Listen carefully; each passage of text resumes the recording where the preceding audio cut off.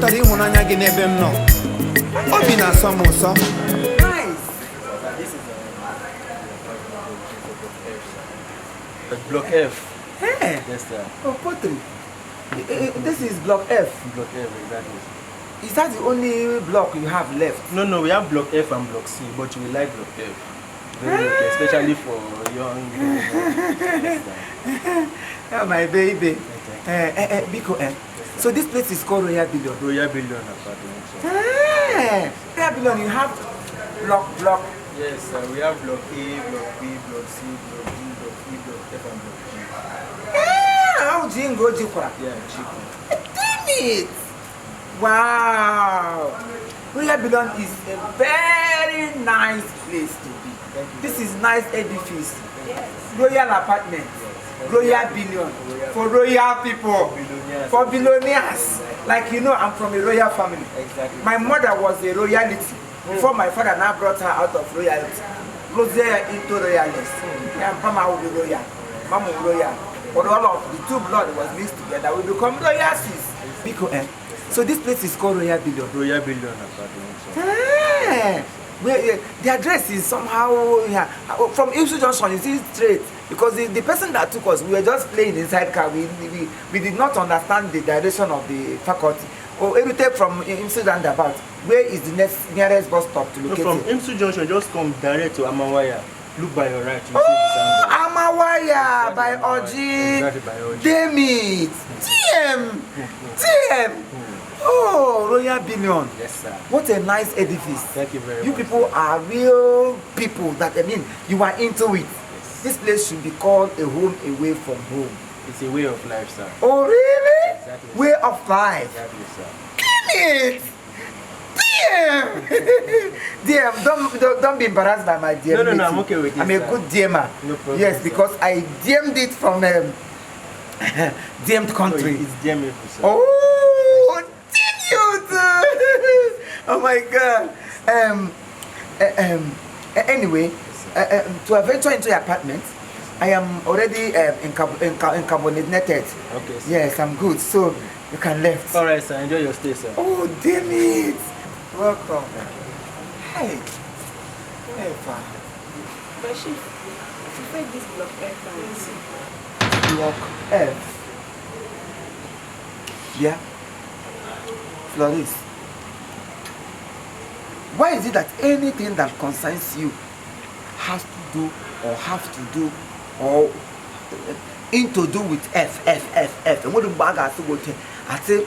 Well, people will admire you or talk to you. Is there anything that will come out of you that will not have F alphabet?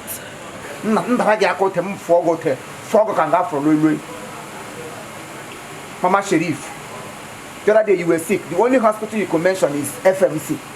Look at FMC. Load you to FMC. Ambulance you to FMC. How? Or somehow. How is because you are conversant with F and I don't like it.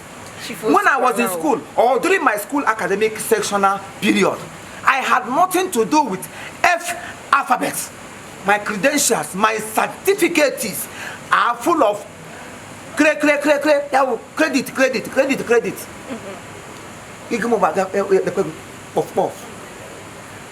Cough. Then you cough every week. You cough. Anti-cough. Your mother will be your mother, your family people are in friendship with Mama Sharif. Can you puff now off? Just imagine. Look at the way it's following you. Your mother sells at Wharf. Come beef. Imagine.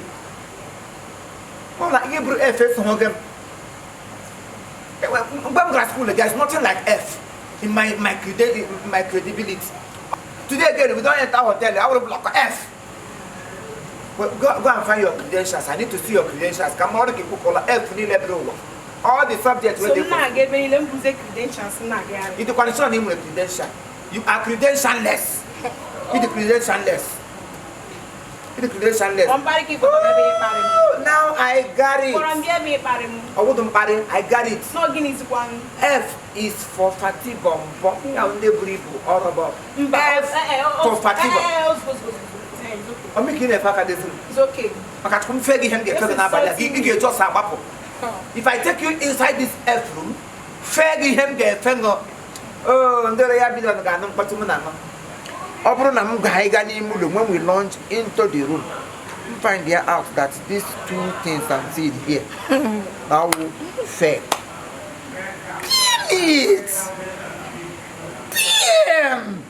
Then get mega, would I come no F for 1 year? Now for a very good. Jollof, corned beef. People will gather at this juncture to tap root. Yeah, we are waiting to near common in a them you. In fact, come here.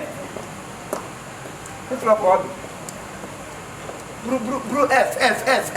Infection, fertilizer, fatty bomb, faculty. You need a F9.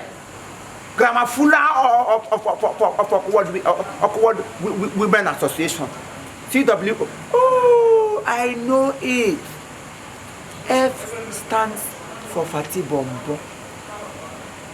Fatty Bombo. Yeah, will you believe? Auntie Araba, they worry you. Hey, Fatty Bombo. Hey, I'm Fatty Bombo. Bamba. Damn you!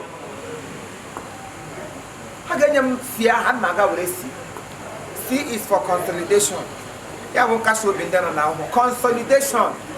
C can also stand for C Ronaldo.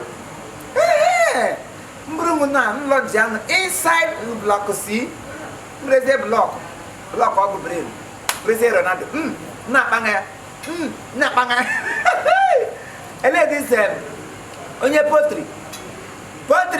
Yes, sir. Yes, sir. Please, launch me into block C. Launch me into C. Move my way.